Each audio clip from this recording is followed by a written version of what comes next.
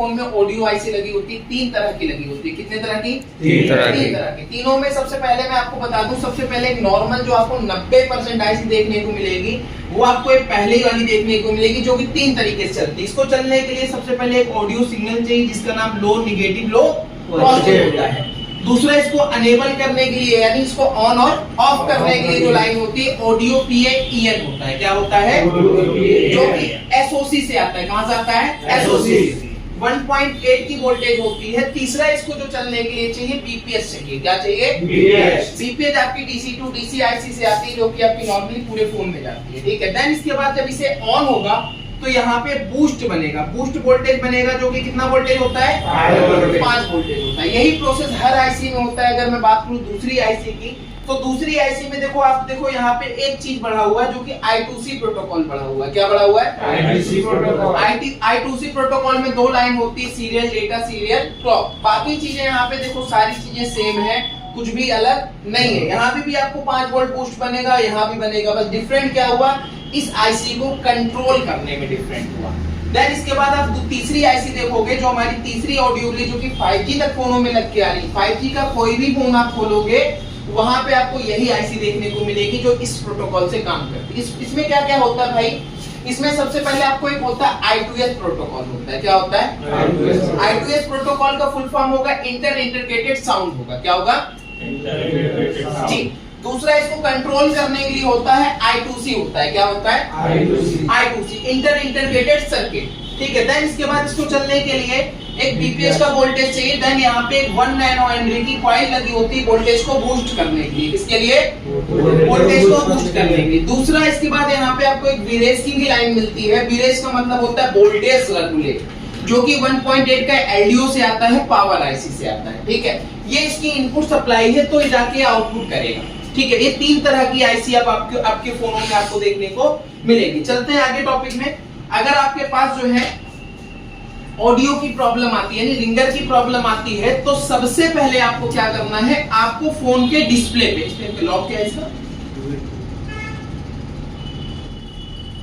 अब इसमें अगर ऑडियो की प्रॉब्लम आती है तो सबसे पहले आपको फोन की स्क्रीन पे क्या देखना है? हेडफोन सिंबल के लिए, क्योंकि अगर आपके फोन में हेडफोन सिंबल भी छपके आएगा तब भी आपका रिंगर काम नहीं करेगा। तो सबसे पहले आपका प्रथम काम क्या है? पहले स्टेप पे कि आप डिस्प्ले पे देख लो कि आपके फोन पे हेडफोन सिंबल तो नहीं दिख रहा है। एक बार सबको दिखा देना।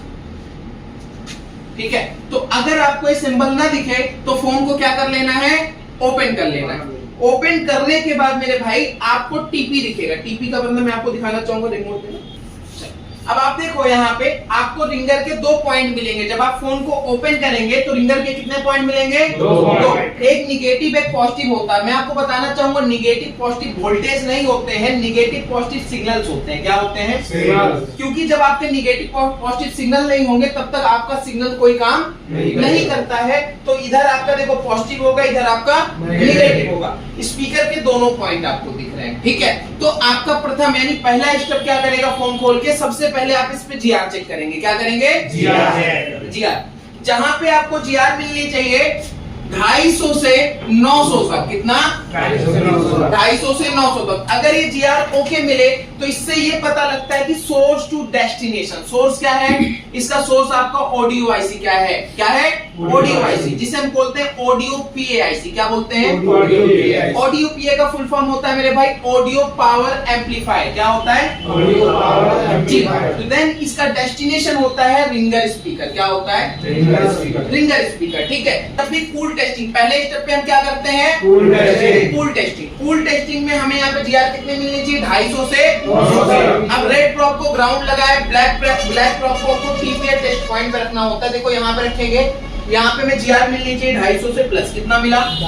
422। अब दूसरे पे रखना है 473, यानी दोनों पे मिला। अब आपको क्या करना है? इस प्रॉप को, यानी जो आपका मल्टीमीटर का प्रॉप है मेरे भाई, आपको डायोड पे लग के एक यहाँ रखना है, एक यहाँ रखना आमने सामने। क्योंकि कभी कभी क्या होता है कि दोनों लाइनें आपस में जुड़ जाती है, जिसके कारण आप GR चेक करते हो, GR से मिलता है। वोल्टेज चेक करो तो वोल्टेज भी मिलेगा, लेकिन आपका ऑडियो काम नहीं करेगा। तो एक बार आप जो है इसके आमने सामने रख के चेक करो, जो कि रीडिंग आनी चाहिए OL आए या फिर 1000 से प्लस आए। करके दिख रहा है? कितना आया? 2200 आया। 2200 आया, इसका मतलब हमारा ट्रैक क्या है? ओके।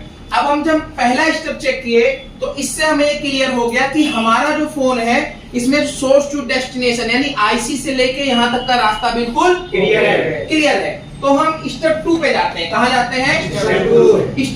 स्टेप 2 आपका होता है हॉट टेस्टिंग। क्या होता है? Hot testing. हॉट टेस्टिंग में हमें यहाँ पे जब हम हॉट टेस्टिंग करेंगे तो यहाँ पे स्टेप 2 में हमें वोल्टेज मिलना चाहिए 2.8 से कितना? 3.6 वोल्टेज। कितना? जी। तो एक बार हम वोल्टेज चेक करेंगे। अब वोल्टेज हमें कब मिलेंगे? जब हम रिंगर को ऑन करेंगे, क्योंकि मेरे भाई रिंगर कब काम करता है? जब हम गाना बजाते हैं, उसके पहले काम नहीं करता।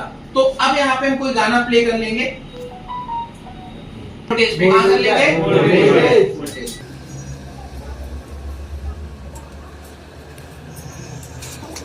यहाँ पे हम एक गाना लगा लेंगे, गाना मीन्स कुछ भी वीडियो वगैरह लगा लेंगे। तो वेट करेंगे थोड़ा सा, वेट करेंगे। देखो चलने लगा। अब ये चलता रहे, कोई इशू नहीं। अब हम वोल्टेज चेक करेंगे। इन्हीं दोनों पॉइंटों पे हमें वोल्टेज मिलना चाहिए 2.8 से 2.6 तक।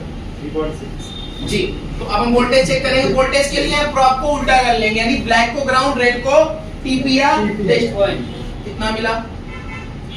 4.3। यहाँ पे देखो 4.3 और 4.3 दिखा देना, मिल रहा है। यानी इसका मतलब हमारा जो इनपुट और आउटपुट बिल्कुल ओके है। तो यहाँ पे हम रिंगर को चेंज करेंगे, प्रॉब्लम हमारी सॉल्व हो जाएगी। तो एक बार हम रिंगर को चेंज करके देखेंगे।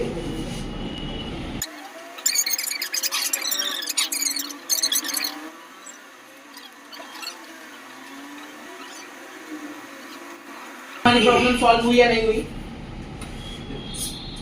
देखो आगे आवाज, तो इसमें रिंगर ही खराब था। क्या खराब था? रिंगर। तो रिंगर चेंज करेंगे। और मैं आपको बताना चाहूंगा रिंगर, ईयर स्पीकर, माइक, इसमें 90% तक जो प्रॉब्लम आती है वो आपकी नॉर्मली आती है। चेंज करने से प्रॉब्लम सॉल्व हो जाती है। 10% आपको चिप लेवल पे आएगी। जब आएगी तो बड़े आसानी से भी आप ठीक कर सकते हैं। ठीक है, जो कि मैं आगे पढ़ाने वाला हूँ। ये आपका बेसिक था कि आप रिंगर की प्रॉब्लम आए तो कैसे उसे डायग्नोज करें।